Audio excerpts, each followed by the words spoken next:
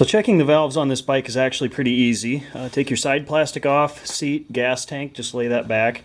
And then you have to take the head cover off. Make sure you order a new gasket. And then you take these two plugs out, 17mm socket on here. Take that O-ring out. Roll it counterclockwise until, let's see here, the letter T in there, that little mark, that has to line up with this notch right here. And then we need to check the cams. And the cams, you should have exhaust, intake, EXIN, and there's a little line underneath them. They should all be parallel to this. If exhaust is over here and intake is here, you're out of sync. You need to keep rotating. Once you are that far, you get 6/1000ths plus or minus 1/1000th of an inch. So anywhere between 5 and 7/1000ths of an inch is what you need to see.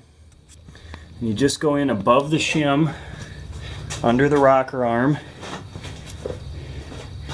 and if I can, it's really difficult to show, but I've got 6/1000ths on that side, and then this side of my intake is 5/1000ths.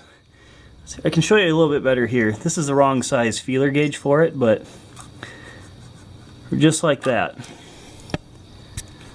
You can see it's in under the driver's right side exhaust valve. So that one, the exhaust valve, and I'll show you right here, needs to be 11/1000ths plus or minus 1/1000th, or if you want to use millimeters, there it is.